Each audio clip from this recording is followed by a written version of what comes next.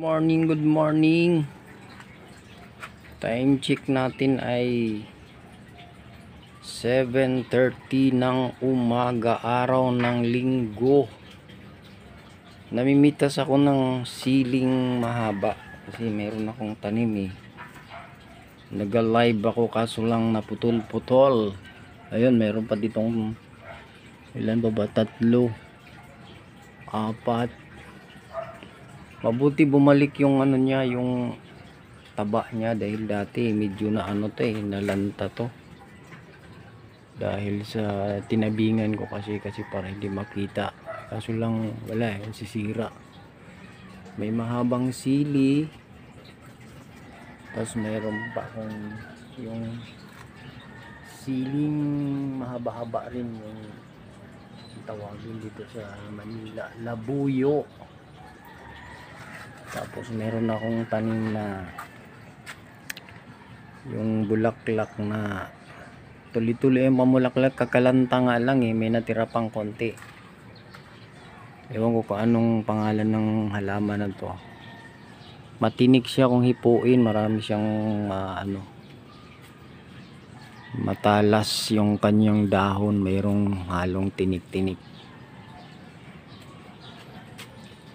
So, kakalanta lang. Ayun, di ba may natira pa mga bulaklak.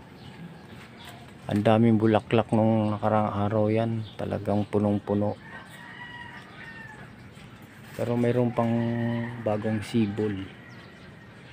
Tapos meron akong siling kakaiba. Yung kulay violet. Ayun, violet yung katawan ng tapos violet yung kanyang mga bunga. Namitas na ako kaso lang yung live ko ay na putol-putol. Ito meron na akong napitas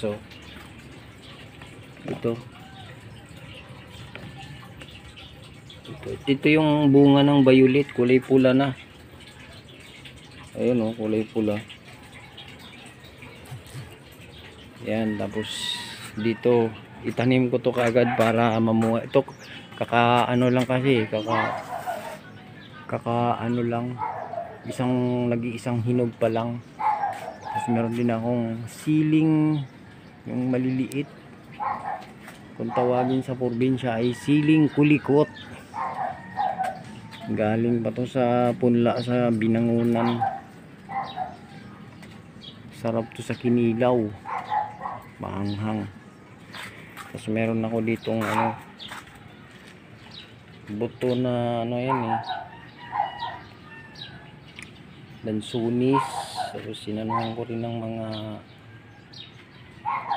sili, yung punla. Marami akong punla.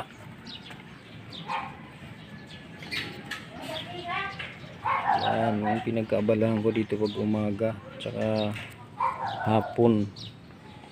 Dilig pag hapon, dinidiligan, kailangan dilidiligan.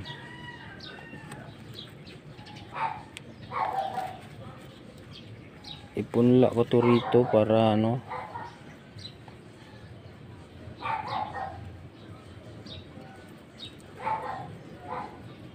kasi nagdala kami siguro nasa 5. Biro mo isa lang ang nabuhay kasi namatay yung iba. Ito buti kung abangan natin sa sunod na mga linggo kasi ipakita ko sa inyo kung tumubo ba yung pinunla kong sili na parang ang buto ay lang 5 piraso. Yung 5 piraso lang. Sana tumubo yan para makapunla uli. Yan meron akong talong tsaka aloe vera sa mga sili. Nilagay ko lang muna sa pag lumaki, sana ilipat sa malaking balde. Ayan. Tsaka meron ako ditong mga tanim na kalatsutsi. Ito kalatsutsi. Galing yan pwede pala yung pinakasanga niya. pinakasangan niya, anuhin mo, itanim mo yung pinakatubo. Ayun, doon nakatubo ako eh. Yan, pero yung may ibabaw niyan, ano, sili. Tapos meron din ako ditong papaya. Ewan ko na ano, lalaki ata to eh, bakit namulaklak? Namulaklak lang, hindi naman. At saka parang naudlot, nilagay ko kasi ng ipot ng manok eh. Meron din akong sili ditong mga pinunla. Ayun. Yan, ipapakita ko sa inyo yung ano, yung aking kalamansi sa taas. Marami na rin ngayong bunga yun. Okay. Pakita ko sa inyo yung sili ko o ano, yung aking ano, kalamansi sa taas. Yung sili na yung galing yun sa ano, sa taas. May binaba ko lang kasi parang hindi siya naarawan eh. Umano ako ng sili kasi magluto ako ngayon ng pinakamasarap na sabaw. Baka sakali ang ulam namin mamaya. Tsaka marami akong biniling pichay. Meron pa nga akong pinagkaabalahan mga kaibigan. Isda. Matagal na yan. Siguro nasa ano na, 3 buwan. Yeah. Galing ako sa palengke. Kaya ano,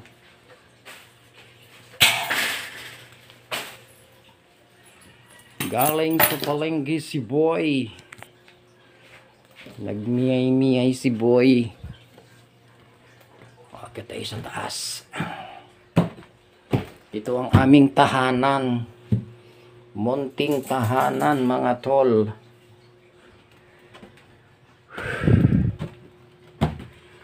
Tapos dito tayo sa terrace namin.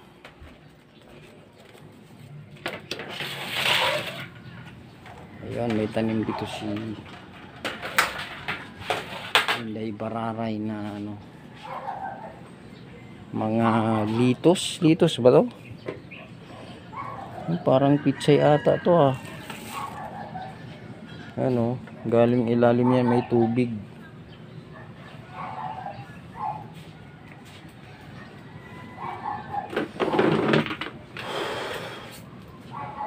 Mamitas tayo ng mga kalamansi. Yung nakaraan namitas ako rito eh, yung 25.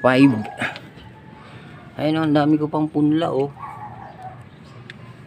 Sili yan na ano, galing yan sa Susana.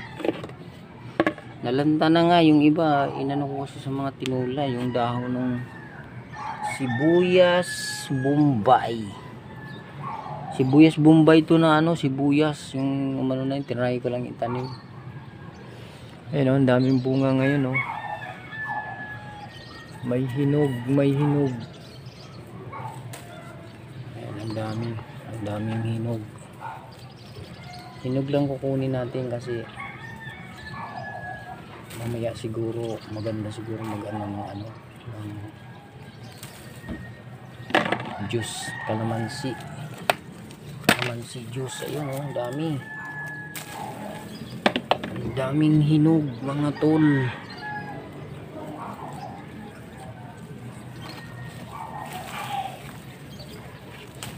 Good morning mga tol. Ang daming hinog ng kalamansi. Ang daming bunga tol. Ang sikreto nito tol, ano, lagyan nyo ng abono tuwing 3 weeks. Abono na pambulaklak at saka yung hindi, paghaluin nyo. Yun ang sabi nung ano eh, yung puti na parang asin at saka yung bilog-bilog, paghaluin nyo yung ano, yung mga ano na yon, every 3 weeks tuloy-tuloy ang pamulaklak. Daming bunga, daming hinog kasi nung nakaraang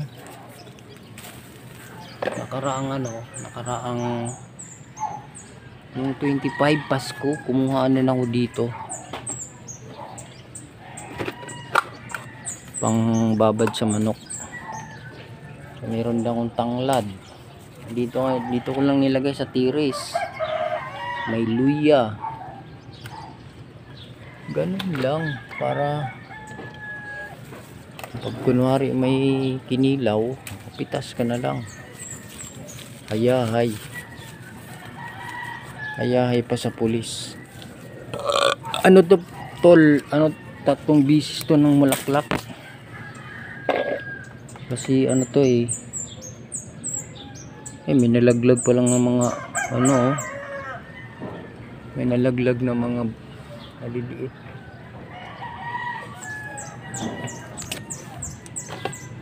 Ang dami na dito sa likod.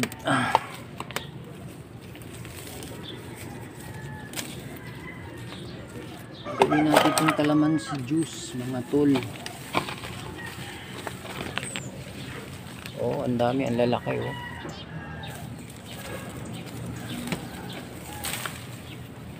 Ang daming bunga. 3 bisis to na mulaklak, kaya yung unang bulaklak hinog na. Tapos yung iba may mga maliliit, yun ang huli. Ayun oh, hinog. Meron pa ditong hinog. Hinog lang muna ang kukunin muna para yung hilaw. Kasi pag huminog kasi malalaki masyado eh.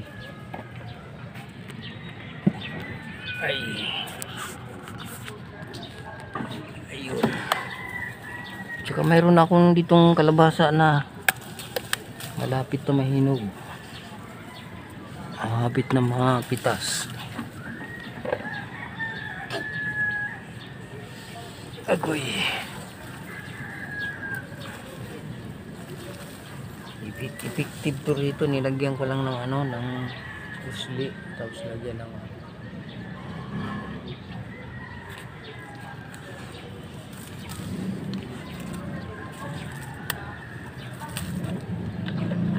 pwede na to pang juice.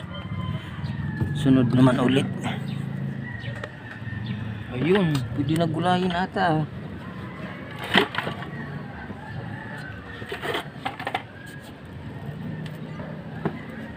Meron ako ditong ano, isang hinog. Pwede ka na ba?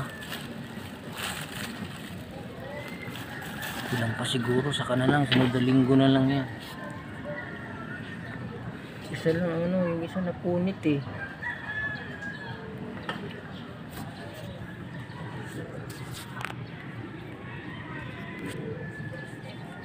Yan o, gawin kong kalamansi juice. Ay, daming bunga. Jungjung na good sa kuan.